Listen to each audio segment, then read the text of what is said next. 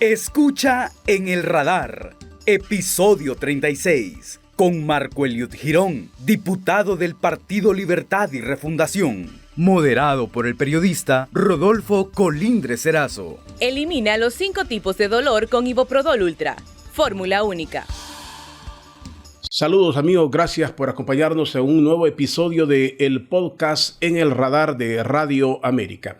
Hoy vamos a dialogar con un diputado al Congreso de la República, médico de profesión y de los más beligerantes que está activo en la Cámara Legislativa por el Partido Libre, el doctor Marco Eliud Girón. ¿Qué tal está, doctor? Gracias por acompañarnos en este podcast. Muchas gracias, Rodolfo Colindres. Muchas gracias al pueblo hondureño que nos escucha a través de este podcast.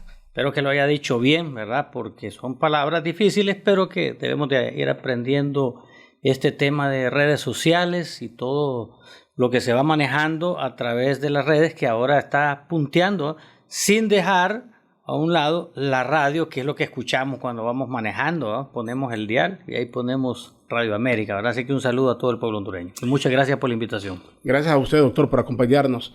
Fíjese que quiero comenzar, siempre es interesante conocer un poco la vida de las personas, pero usted es tendencia en este momento, y es tendencia porque en este estira y encoge por definir quiénes serán las próximas autoridades del Ministerio Público, usted hizo una revelación, que le habían puesto un número a quién llamar si quería unos cuantos millones, y hay quienes han puesto en duda si esto es real o no es real. Cuéntanos un poco de eso, doctor.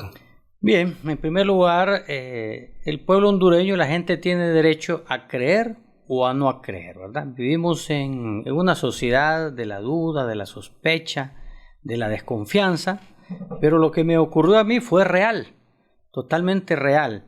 En el marco de esta elección del fiscal, que ha habido estires y encoges, ha habido muchas presiones, reuniones, nos han llamado a nosotros a que estemos en reunión permanente los diputados, aunque no ha habido sesión, tenemos que estar acá, los diputados del interior del país tienen que estar aquí en Tegucigalpa, porque dijo el ciudadano presidente del Congreso Nacional que en cualquier momento nos llamaba. Pues esto del tilín no es nada nuevo. Usted recuerda en los tiempos de el dirigente liberal muy respetado, el profesor Rafael Pineda Ponce, expresidente del Congreso Nacional, que él apodó a este tipo de sobornos el tilín. Recuerda también que allá creo que fue el presidente o el jefe de bancada del Partido Liberal que dio una afirmación que para la elección de la Corte pasada, la Corte Suprema, no esta, sino que la anterior, llegaban los carros blindados de una compañía de valores a dejar los fajos de billetes. Y eso no es nada nuevo en el Congreso. Pues resulta que yo recibí un sobre blanco, sellado. Yo lo abro mi gaveta, porque lo introdujeron en la gaveta. La gaveta, en los curules tenemos una gaveta con llave. La mía tiene llave, algunas no, ¿verdad? Pero la mía sí tiene llave. Pero se pueden introducir papeles o sobres entre la gaveta, ¿verdad? Como es de madera. Así como bajo la puerta alguien puede meter un sobre. Así fue la forma que lo hicieron. Cuando yo lo abro y está sellado, leo ahí: doctor, le ofrecemos 20 millones de lempiras por el voto por esta planilla y un número telefónico. Yo lo rompí inmediatamente. La gente se pregunta, bueno, doctor, ¿y por qué lo rompió? ¿Por qué no le tomó una fotografía? Cada quien tiene su carácter y su forma de ser. Yo entré en enojo y ya he hecho esto anteriormente. Recuerda una vez que cuando la crisis legislativa, que nosotros todavía teníamos un poquito de fricciones entre el Partido Libertad y Refundación, que yo pedía la palabra en el Congreso Nacional y no se me daba. Y yo presentaba el proyecto de ley que quería presentar. Pues como no me daban la palabra, yo lo rompí. Cada quien reacciona a un enojo de una manera ya característica. Y yo lo que hice fue romperlo. Muchos se preguntan, doctor, ¿y por qué no llamó? Porque eso es abrir una puerta al infierno. Si yo llamaba ese número, corría el riesgo de ser tentado o de ser seducido. Yo no soy Jesucristo, que Jesucristo estuvo 40 días en el desierto y lo tentaron y dijo que no. El haber llamado ese número telefónico se prestaba para abrir una puerta en el infierno y hacer un pacto con el diablo. Y el que hace un pacto con el diablo sabe cómo termina. Un pacto con el diablo termina en traición y terminan mal. Entonces no hay que abrir ninguna puerta al infierno, y por eso lo rompí. Ahora, a estas alturas se arrepiente de decir, bueno, reaccioné de una forma muy rápida y quizás sí le hubiera tomado una foto, quizás sí hubiera mostrado eso y que se mirara el número por si alguien, para que no quedara la duda, doctor, ¿se ha arrepentido de eso? No, en lo absoluto, porque es mi reacción natural. Todos tenemos reacciones naturales. Me dice algunas personas, doctor, ¿y por qué no se aprendió el número? No, porque yo soy malo en matemáticas, por eso estudié medicina. En medicina solo llevamos una clase de matemáticas y una de bioestadísticas, y cuando la pasé yo di gracias a Dios. A mí me dan un número telefónico, yo tengo que escribirlo o grabarlo porque se me olvida. Yo no soy bueno para los números. Hay gente que sí es muy buena para los números. Sí. No, por eso yo estudié medicina. Mire, el mensaje de esto que debe entender la población es que sí están dispuestos sectores oscuros que están buscando impunidad, probablemente del crimen organizado, probablemente del narcotráfico, porque este dinero tiene que venir de algún lado. Este dinero, si viene de un sector que está acostumbrado a acobijarse por la impunidad, tiene que venir de algún lado, o de dinero que ha sido saqueado del Estado, o dinero del narcotráfico, y es dinero maldito. Y fíjese que... Doctor, pero usted reconoce, dice usted, abrirlo significa también una tentación. O sea, usted no descarta que en algún momento la cantidad puede seducir a cualquiera. Bueno, es que yo no sabía qué era lo que contenía el sobre, ¿verdad? No, pero dice usted que cuando le decían ahí 20 millones, ¿cuánto le decían? 20 millones. 20 millones. Usted dice, si llamo es una puerta al infierno. O sea, usted... Correcto. ¿Cree que pudo haber sido tentado en un momento determinado? Claro. ¿Quién no puede ser tentado con una cantidad de esa, verdad? Pues lo mejor es deshacerse de eso inmediatamente, ¿verdad? Para evitar tentaciones, porque somos seres humanos. Somos seres humanos y hay que evitar, hay que alejarse del mal. Hasta la Biblia lo dice, aléjate del mal.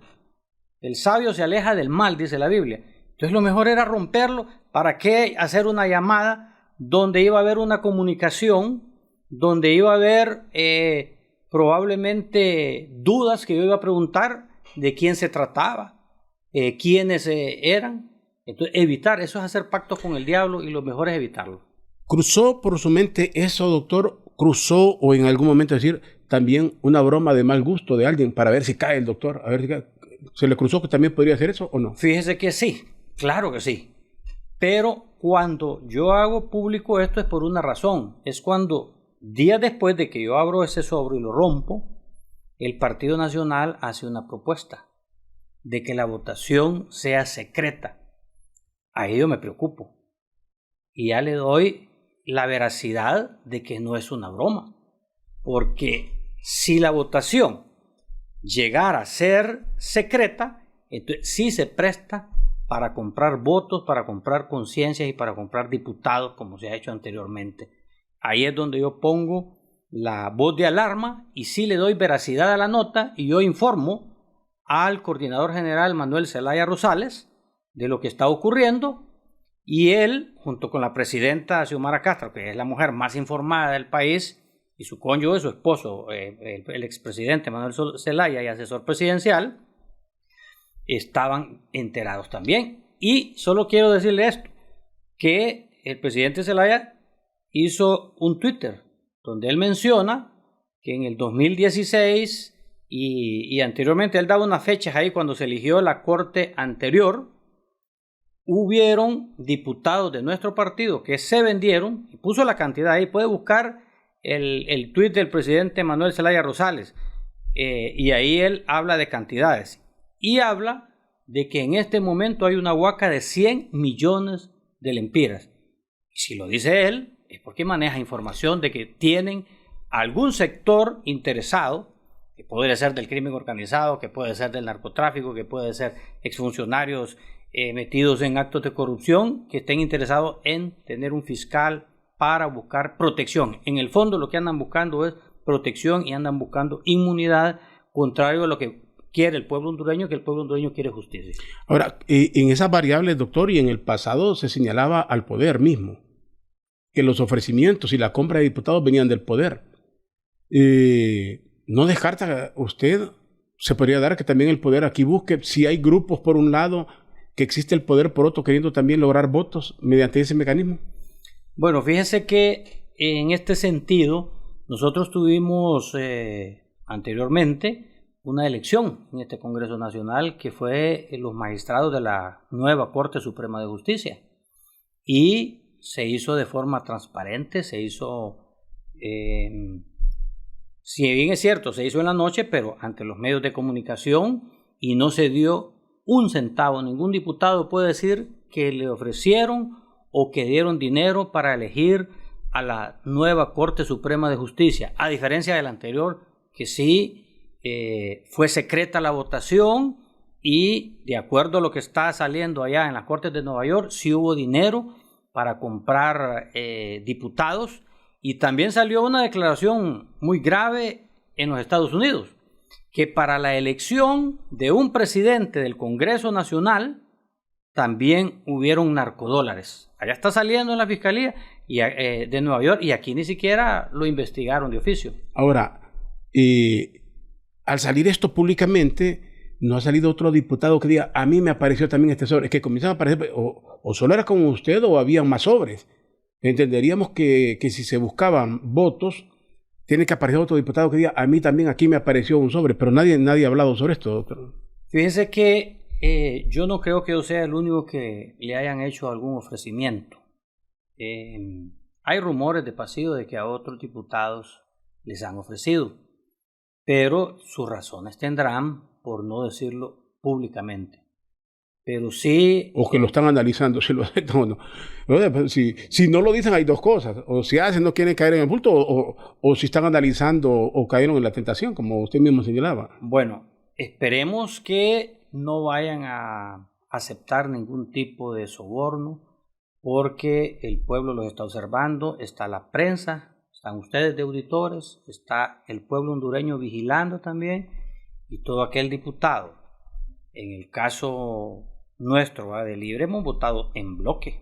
Si alguno de los diputados se va hacia lo que está proponiendo el Partido Nacional a través del PSH, pues va a ser señalado por el pueblo hondureño. Y este movimiento así desleal, nada ético, ¿usted considera, así como lo plantean, porque aquí la lucha se ve, Partido Nacional, Partido Libre, donde están los dos grupos antagónicos, que esos ofrecimientos vienen de ahí? ¿O los coordina el Partido Nacional?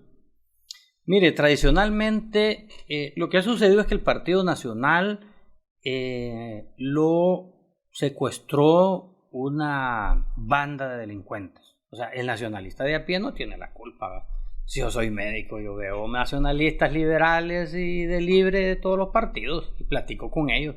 El nacionalista de a pie no tiene que sentirse aludido cuando hablamos de su partido, porque fue secuestrado por una banda de delincuentes. El Juan Orlandismo, que está allá, su hermano, está allá su primo, está allá el cabecilla, pero están las cabezas, pero era toda una estructura que sigue aquí en el país, y estos son los que tienen mucho dinero, amasaron fortunas y que están dispuestos a pagar cantidades a diputados para favorecerse y decir, a este fiscal queremos. Ahora, usted en esto, en el análisis visto frío, puedes ver una institución más contaminada que otra, pero el narcotraficante, el delincuente, el que extorsiona, no lo busca por color político, lo busca por si es útil en ese momento.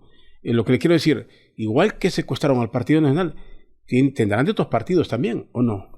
Claro, y que de hecho se han visto ya algunos que han desfilado y que podrían salir posteriormente en esta. Correcto. Si el general Savillón, exministro de Seguridad, dijo cuando capturó a los Valle que habían varios carteles, y habló del cartel azul y el cartel rojo, ¿verdad? Pero nosotros también, dentro de nuestro Partido Libertad y Refundación, porque no somos una iglesia, bueno, hasta en las iglesias dice la Biblia que existe la cizaña, ¿verdad?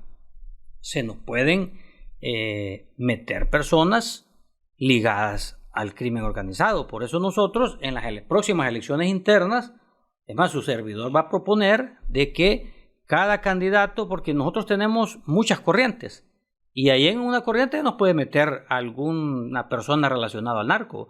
Hay que pedir los antecedentes penales y si esa persona tiene los antecedentes penales limpios, ya no recae en la institución que lo aceptó como candidato, sino que en las fuerzas de investigación. Le pregunto, porque siempre, y soy de las personas que en los espacios donde me toca hablar, siempre digo lo mismo.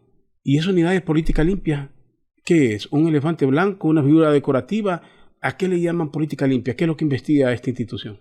Bueno, la unidad de política limpia recuerda que fue una recomendación de la Maxi, Sí. que la sacaron miembros del Partido Nacional, principalmente con algunos votos de diputados liberales.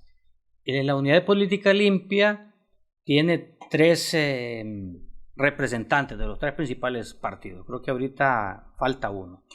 En mi caso personal, a mí me investigaron hasta los calzoncillos. O sea, que a mí me estuvieron llamando, mire doctor, y me mandaban las fotografías de los... yo hice unos afiches de esos de papel, pues, satinado. Mire, usted tiene que venir a presentar el recibo de estos afiches que usted dio, de las burritas que usted dio, de todos mis gastos. Yo presenté un informe. Pero, óigame, hay quienes hicieron spot publicitario. ¿Cuánto vale un spot publicitario en televisión? Son carísimos. En radio, en redes sociales también se puede pagar. ¿Y cómo se explica ese hecho entonces que después aparezca que un alcalde fue detenido? O sea, que la unidad de política limpia no fue tan rigurosa con eso. Hubo fondos que se movieron y no llegaron a ellos. Al parecer fue estricto con algunos y con otros no. Porque en mi caso a mí me llamaron y me estuvieron llamando, mire, venga a subsanar porque aquí estas 50 burras que usted dio no tiene respaldo. ¿Y cómo va usted a respaldar si uno manda a las burras a una señora? Y una señora va a tener factura, no tiene facturación. Pues. Ahora, volvamos al tema de esta polémica de elección del fiscal. En el colectivo, en la gente que eso le escucha, algunos nos involucran, ya hay una duda. Entonces, ¿quién entre esos 5 hay 2, 3 que son malos? ¿Habrá uno que sea bueno? Porque si el Partido Libre cuestiona a los que propone el Partido Nacional con el PSH y el Partido Nacional cuestiona a los que ustedes proponen, nos están diciendo en concreto que son malos, pues uno favorece a un grupo, otro favorece a otro grupo. Esa es la lógica, eso nos indica. O sea, no son confiables las personas que están ahí para ser fiscales. Bueno, yo quiero decirle al pueblo hondureño, si tiene alguna duda, que los 5 seleccionados, cualquiera de los 5 está capacitado para ser fiscal y fiscal adjunto porque pasaron exámenes previos, evaluaciones previas por una junta de proponentes donde hay sectores de la sociedad como la universidad, la empresa privada, sociedad civil, el propio gobierno, la Corte Suprema de Justicia, un proceso muy similar al de la Corte Suprema de Justicia, solo que aquel era más engorroso porque eran 45 personas las que propusieron y de ahí tuvimos que escoger nosotros 15. Actualmente habían más de 40, ellos escogieron 5, así dice la ley, y esos 5 están aptos. Cualquiera de ellos puede ser fiscal y fiscal adjunto. Y si pasaron la prueba, cualquiera de ellos puede ser. Ahora, aquí hay que hacerle una aclaración al pueblo hondureño, que la Junta de Proponentes, si bien es cierto, mandó una calificación del 1 al 5, ¿verdad? Creo que la mejor calificada fue la abogada Jenny Almendares, y luego no sé quién es el segundo, ¿verdad? Pero nosotros no podemos escoger en ese número que mandó la Junta de Proponentes, porque entonces no estaríamos acatando lo que dice la ley, que quien debe de elegir al fiscal general y adjunto es el Congreso Nacional, no la Junta de Proponentes. Entonces, por eso se creó una comisión multipartidaria, y cuando decimos multipartidaria, de diferentes partidos políticos, algunos cuestionaron los nombramientos de quienes fueron propuestos, pero es multipartidaria, y ahí se le dio otra calificación porque se hizo otra evaluación. Y ahí fueron otras las cifras, porque son otras personas las evaluadoras. De ahí nosotros podemos elegir a quién es el más apto. Bueno, doctor, pero el fondo es este. Al margen de que esa calificación que dio la Junta Proponente no tiene vigencia, el Congreso tiene todo el derecho a hacer una nueva calificación, pero si los 5 están capacitados, ¿cuál es el problema de que llegue uno o que llegue el otro? El fondo es ese. Correcto. Si los 5 llenan los requisitos, entonces ¿qué? Que se vaya cualquiera. Esa sería una posición normal, ¿no? Aquí es donde podría ser una solución, que es que pueda destrabar este problema, y podría ser una tercería, un tercer nombre de quien dirija. Porque el problema no es dentro de los 5. Dentro de los 5. Porque aquí no es tanto el fiscal adjunto, es el fiscal general, porque donde sea siempre tiene que haber una cabeza, pues. No pueden haber 2 cabezas, y en la fiscalía hay una cabeza. El fiscal adjunto es más administrativo. Fiscal general. Puede salir un tercer nombre dentro de los 5 que pueda llegar a entendimientos de todas las bancadas. Eso podría destrabar esto.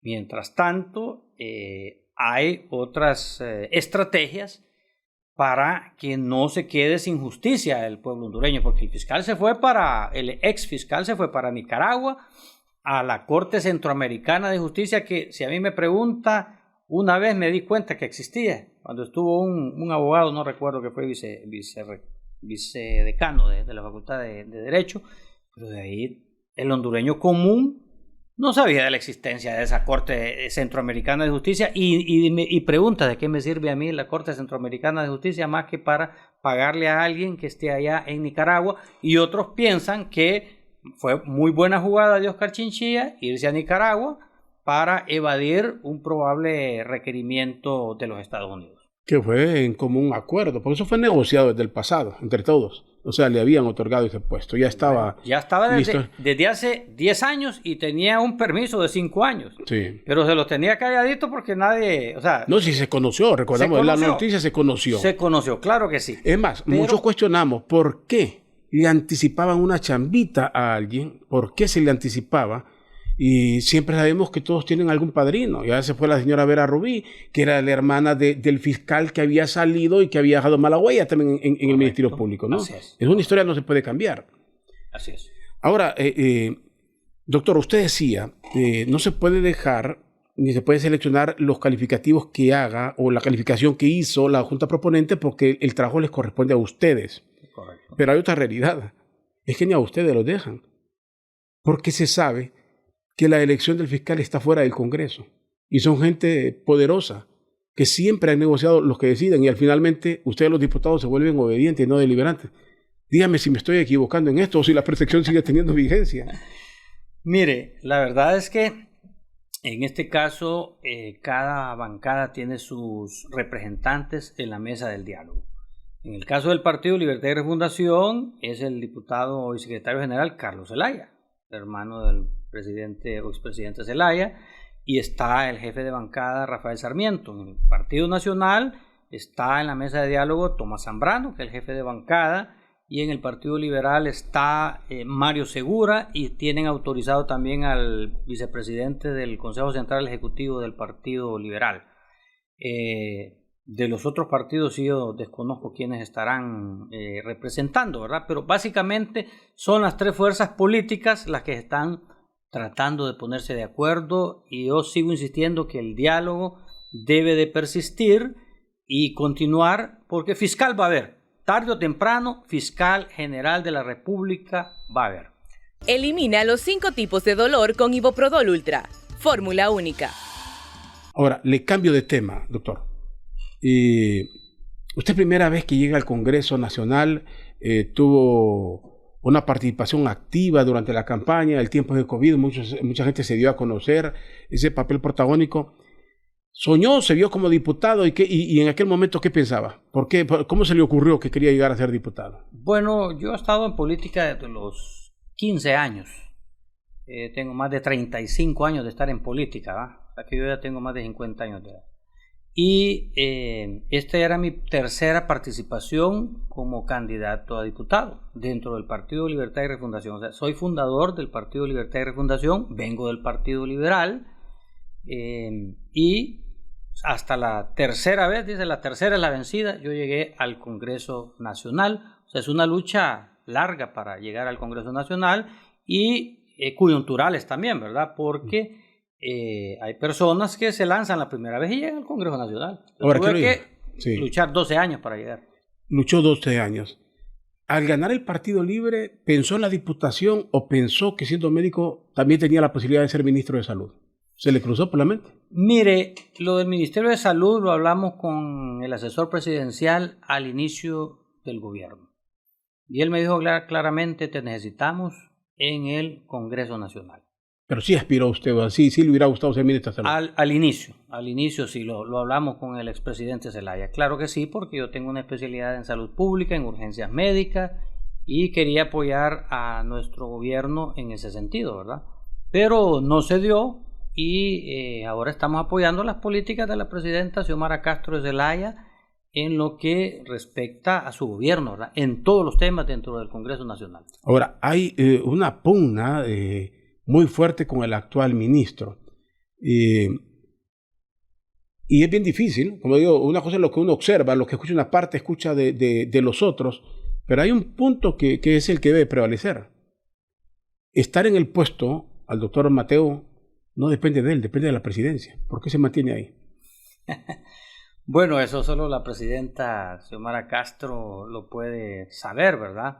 Pero ustedes sí están inconformes, ustedes sí no lo quieren. Mire, yo al inicio, cuando miré la ruta equivocada, cuando él empezó a decir de que no iba a investigar a la ministra anterior, Alba Consuelo Flores, ni a la anterior, Yolanda Batres, que de hecho la arrimaron a los tribunales y no sé si está en prisión domiciliaria, pero estuvo presa, ¿verdad? Por algunos delitos que se le acusan, y ahora creo que está en prisión domiciliaria.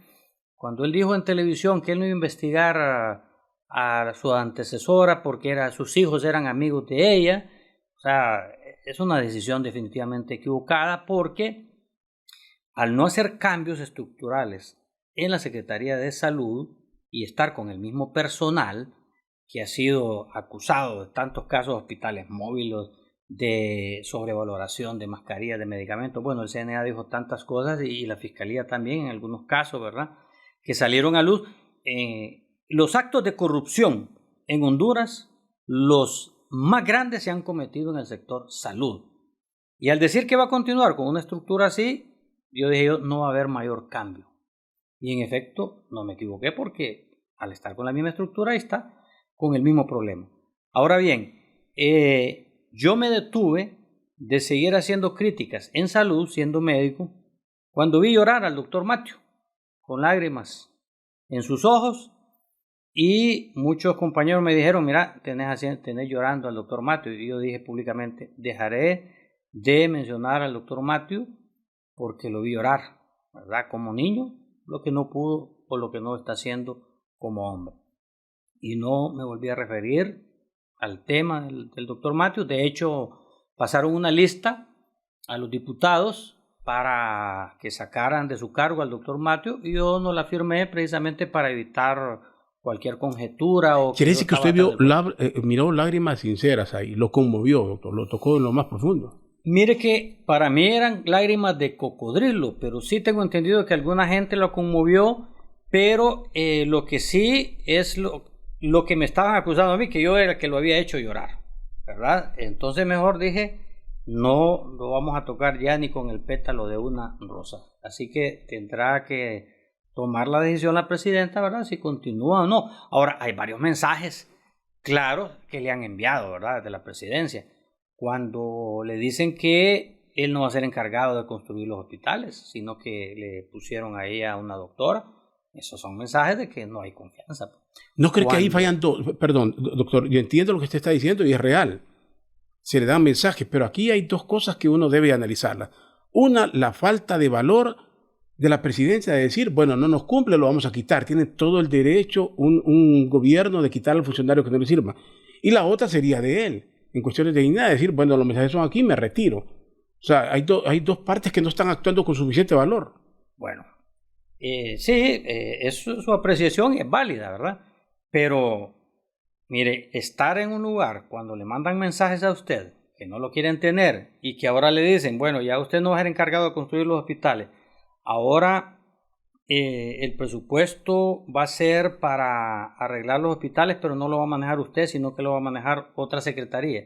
Son mensajes claros de que no goza de la confianza.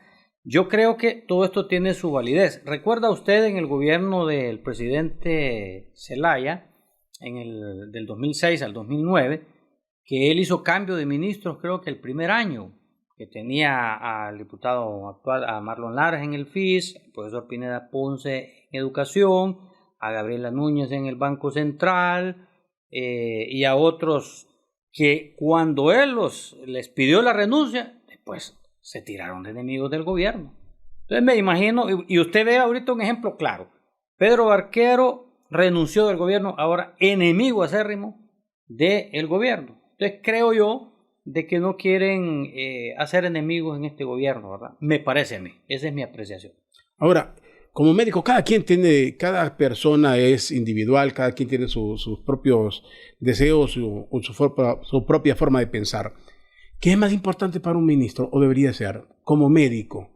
Es decir, construir un hospital es parte de una obligación de un gobierno, pero como médico, usted dice, si yo soy el ministro, ¿a qué le apuesto más? ¿Qué quisiera?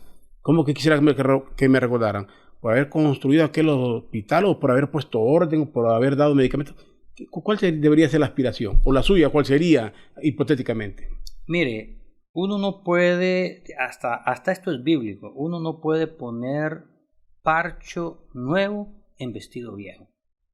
De nada le sirve a usted parchar un vestido viejo si se le va a romper por otro lado. Lo que hay que hacer es arreglar lo que está malo. Mire el hospital escuela como está, mire el hospital de Tocoa San Isidro, que yo hice mis servicios de allá. Saludos a la gente de Tocoa. Los hospitales están definitivamente en mal estado. Entonces es mejor reforzar, así como se está haciendo en educación, que se están arreglando las escuelas. Hay 2.000 millones para arreglar escuelas. Así se debe de arreglar la red hospitalaria y de unidades de salud que tenemos primero, para después proceder a hacer lo segundo y construir los hospitales. Esa es mi apreciación personal, ¿verdad? Y capacitar al personal de la salud, que los hondureños tengan acceso a la salud, porque usted puede ir al hospital escuela, pero esperar 10, 12 horas a ser atendido, eso no es tener acceso a la salud, eso es un limitante, y muchas personas se van de ahí después de esperar 10, 12 horas y se van a una clínica privada. Eso también es privatización de la salud. Esas cosas hay que corregirlas primero y ya después construir los hospitales. Esa es mi forma de ver el sistema de salud. ¿Cree usted que el Partido Libre se ha deteriorado rápidamente en el poder, el grado de polarización que hay en Honduras? Para que hay polarización, obviamente, son sectores enfrentados, pero el que sufre más en este caso, la factura más grande la lleva el que está en el poder, porque es el que debe de convencer a la población. ¿Cree que se ha deteriorado, doctor? ¿Se considera que hay una imagen de radicalismo? Mire, se ha hablado mucho del tema de polarización cuando la hizo famoso el Grillo, Gilberto Ríos, cuando él habló de querer polarizar. La verdad, la realidad es que nuestro país está polarizado desde hace muchos años, desde hace siglos, ¿va? Francisco Morazán, cuando la Federación Centroamericana, en el año de la huelga del 54 estuvo polarizado el país, en los tiempos de Carías también, luego en la época de las dictaduras militares, en la década de los 70s, y cuando nosotros volvimos al sistema constitucional en el 82, luego en el 2009 estuvimos altamente polarizados. Es más, creo que es la polarización más grande que ha habido, porque hasta las familias se polarizaron. Si a mi persona... familiares míos me dejaron de hablar, ¿verdad? Porque unos eran nacionalistas y unas eran liberales. Mire, si nosotros movemos nuestro árbol genealógico, ¿verdad? Ahí va a bajar un liberal, va a bajar un cachureco y ahora va a bajar uno de libre, ¿verdad? Las familias así son, cada quien escoge, ¿verdad? Y eso es lo bonito de la democracia. Creo que la sociedad tiene mucho tiempo de estar polarizado. Ahora, ¿cuál es nuestro deber como partido y para mejorar imagen? Recuerda a nosotros, y aunque muchos no les gusta, especialmente los cachurecos, nosotros no recibimos un Estado. Nosotros recibimos un Estado no solo quebrado, resquebrajado, sin instituciones, totalmente narcorrégimen. Y eso lo hemos venido nosotros, eso es como hacer un rompecabezas de 2.000 piezas, que a usted se lo entregan así en bruto y usted empieza, mire, y usted empieza por abajo, ¿verdad? Hay quienes empiezan por las orillas, pero hay que armar ese rompecabezas que se llama Estado, que se llama gobierno. Y eso es lo que estamos ahorita haciendo, sentando las bases. Este año que viene, ya en esta semana se presentó el presupuesto general de la República, fue la secretaria de Finanzas, la abogada Rixi Moncada, a presentarlo, y hay mayor inversión social. Y ojo, no hemos dejado de pagar la deuda pública, la deuda externa, que recoge el 40% del presupuesto nacional de la República. O sea que pagamos 50.000 millones en deuda pública y privada. O sea que estamos altamente endeudados. Es como que, para que el pueblo entienda, es como cuando usted vive en un barrio y va a la pulpería a pedir fiado. Y le dan fiado y usted cada mes está pagando. Así era el gobierno antes, ¿va? Pedía fiado y pagaba.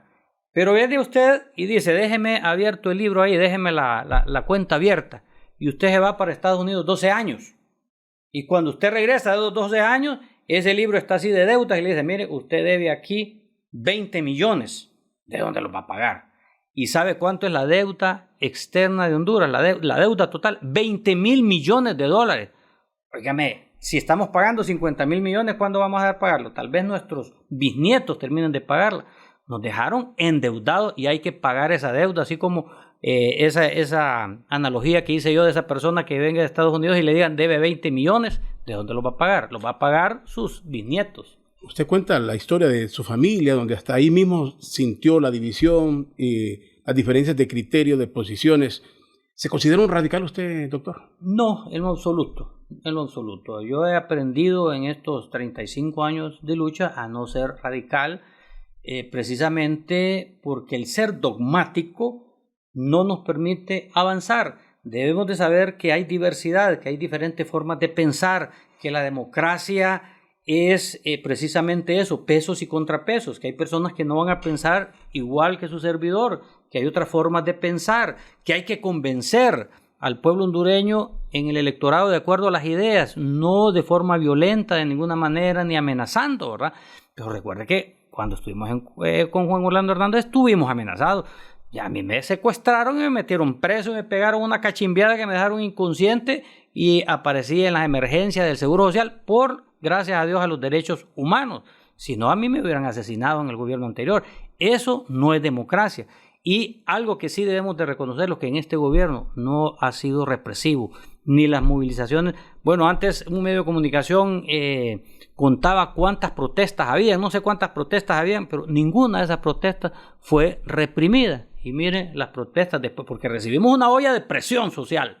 Y mire, esa olla de presión ha venido disminuyendo. Problemas hay, tenemos que reconocerlo, ¿verdad? Canasta básica alta. Aunque hay guerra en red social, doctor. Usted Claro. ve que hay una guerra en red social y que sí se nota la intolerancia para Claro. cualquiera que opine contrario. Eso sí se está bien. Sí, para todo el mundo. pero fíjese que es que las redes sociales, y es la ventaja, es como ir al Estadio Nacional. Si usted va al Estadio Nacional, usted va a hacer catarsis ahí, y ahí quien se la gana más es generalmente el árbitro, ¿eh? Es el que más se la gana. Pero de ahí el otro equipo contrario, si usted va con otro equipo, ahí la gente va a hacer catarsis, o sea, a desahogarse. Y así son las redes sociales, para desahogarse. Eso de hablar de izquierdas, de derechas, pareciera intrascendente para muchas personas, pero para otros sí juega un papel importante. ¿Cree usted que se comete un error estar llevando esto públicamente o es lo correcto hablar de que vamos a cambiar de modelo en Honduras? Mire, hablar de izquierdas y derechas, el pueblo generalmente no entiende esos términos. Eso prácticamente está para aquellos que fueron a la universidad, que llevaron sociología, que llevaron filosofía, ¿verdad?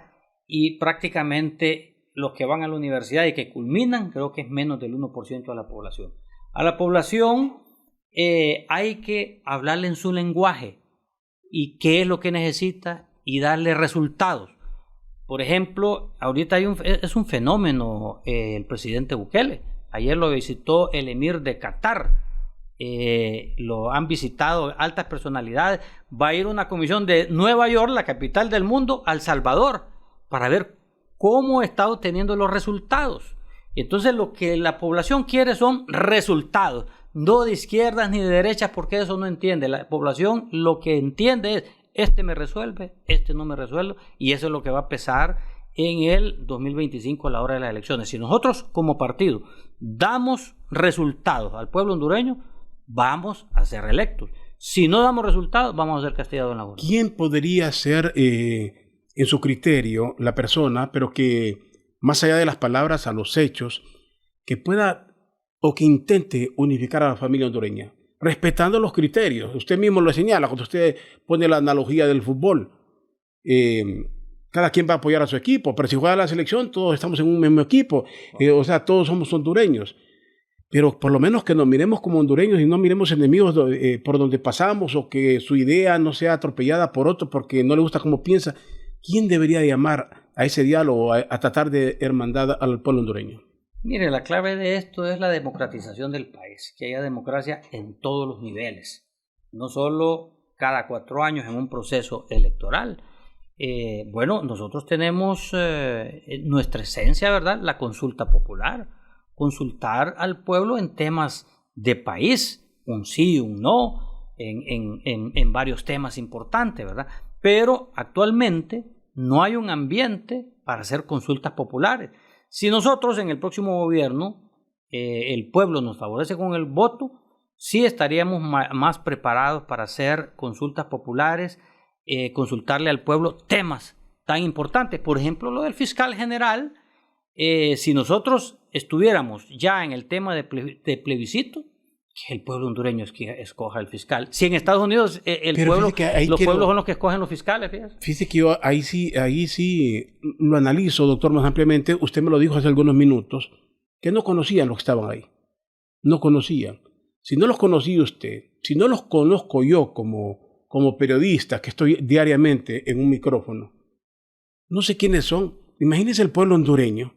Entonces, ¿cómo va a ir a votar el pueblo por gente que no conoce? Adoptaría entonces posiciones partidarias. Quedaríamos en lo mismo, ¿no creo, doctor? Bueno, es que ahí depende de cómo lo vea. Mire, el no conocerlo personalmente es una situación, pero el conocer la hoja de vida es otra situación, ¿verdad? No lo podemos conocer. Yo no conozco a ninguno de los 5 personalmente, pero sí conozco las hojas de vida de ellos, ¿verdad? Es más, se han investigado tanto que ya se sabe quién votó por un partido y quién no, y que tienen derechos civiles, derechos humanos, ellos tienen derecho a tener un corazoncito por X o Y partido, ¿verdad? Entonces, eso no nos exime a nosotros de no votar y de no analizar las hojas de vida, porque al final un candidato lo que presenta es su hoja de vida, su trayectoria de vida, no el momento actual en que se presenta de candidato, sino que tiene que ver todo su vida pública y privada. Entonces, ahora, a eso me refiero. Sí, y tomando esa idea que dice usted o ese anhelo de las consultas no son gratis, implica casi pasar en procesos electorales. ¿Cuánto cuesta nombrar una consulta? Y el día que consultemos por algo vamos a tener que consultar por todo. O sea, pasaríamos permanentemente, no sé, si yo me equivoco en eso, pasaríamos constantemente en eso. ¿Y cuánto dinero tenemos para estar implementando consultas, doctor? ¿Se ha pensado en eso? Bueno, la democracia es cara, la democracia no es barata. En los países más democráticos, ¿verdad?, que hacen consulta, invierten dinero. Pero aquí se malgasta dinero, se ha malgastado dinero en muchas cosas. Mire, en otros países, vámonos aquí a El Salvador, aquí nomás, nuestro vecino, que hablamos casi igual y tenemos hasta muchas cosas en común, como las pupusas, ¿verdad? Un platillo típico nuestro que nos peleamos si son salvadoreños o son hondureños. Ellos tienen elecciones de presidente aparte y tienen elecciones de alcaldes y parlamentarios o diputados aparte. Y eso es mejor, y eso aspiramos nosotros los hondureños, ¿verdad? Tiene un costo, claro que sí. Pero ahí, ¿qué es la ventaja de ello? Que los diputados que van a ser electos no se acobijan bajo la figura de un presidente, sino que esa parte, cada quien tiene su mérito en llegar. Entonces, eso tiene su costo, pero miren los resultados en El Salvador. Entonces, creo que las consultas deben de hacerse, tienen un costo, pero al final el beneficio es mayor. Sí. En ese caso, la consulta es mejor que tirar la moneda, como sugirió un diputado de ese partido. Bueno, fíjese que lo de la moneda en algunas leyes electorales está cuando hay empates. Creo que en la ley, él se refería porque un alcalde que quedaron empatados, creo que fue de San Luis, Comayagua, ¿verdad? Sí. Como quedaron empatados, se fueron a la moneda. Pero aquí no hay empate. Aquí no hay empate porque no están en igualdad de puntos. Como sea, ahí la oposición lleva uno más, no logran, pero llevan más. En aquel caso era un empate técnico. Sí. Bueno, en este caso, algunos lo pueden ver de que la oposición tiene 74, nosotros 51, pero otros lo pueden ver también en el resultado final 0-0, o sea, no hay fiscal, necesitamos 86 votos y nadie los tiene, o sea, nosotros teníamos y seguimos sosteniendo el discurso de que sin la participación de la bancada del Partido Nacional no había fiscal. Y igual, el otro sector, sin la participación de la bancada libre, no hay fiscal. Entonces lo que tenemos que hacer es ponernos de acuerdo, por lo menos las tres fuerzas políticas, o ideal, todo el Congreso Nacional. Finalmente, doctor, ¿cómo se mira usted al futuro? ¿Se mira en un futuro como ministro, si no lo pudo ser ahora como ministro de Salud? ¿Se mira como presidente de la República? ¿Se mira como presidente del Congreso? Políticamente, ¿cómo se mira hacia el futuro? Mire, el futuro político o el futuro es incierto. El pasado ya pasó, yo vivo el presente. Estoy en el Congreso Nacional, voy a dar lo mejor de mí en el Congreso. Al inicio fui aprendiendo, tuve que aprenderme la ley, no fuimos capacitados ni en el Congreso Nacional. Recuerde que antes uno iba a una capacitación para presentar proyectos de ley, yo tuve que ser autodidacta porque no tuvimos esa oportunidad en este Congreso y nadie le enseña a uno a ser diputado. Debería de haber un curso introductorio sobre las leyes del país, principalmente los que no somos abogados, pero he tenido que leer mucho leyes. Ya no funciona el CIEL, el Centro de Estudios Legislativos. No, eso no funciona. Entonces, ahí es donde se ven los resultados cuando el CNA dice, bueno, hay poca producción legislativa o muchos compañeros diputados hablan cosas fuera de la ley, es precisamente por eso, porque debemos de capacitarnos. Así que yo veo el presente y me veo en el Congreso Nacional presentando proyectos de ley a favor del pueblo hondureño. Eso es vivir el presente, pero todos tenemos un sueño, todos tenemos de decir, pudiera, me gustaría en el futuro. Si usted me pregunta a mí, yo podría decir, bueno, fuera de Radio América me gustaría verme de tal y tal forma, haciendo esto, lo otro. Usted puede... Imagino que sea de decir... En el futuro me veo haciendo lo mejor de mí mismo, en el puesto que el pueblo decida tenerme, y hacer lo mejor de mí y mostrar lo mejor de mí. Y siempre me gustó una frase que yo se la escuché al doctor Ramón Custodio López: la honestidad es una inversión a largo plazo. Y eso es lo que veo yo a largo plazo, la honestidad, mantenerla para que siempre tener la confianza del pueblo hondureño.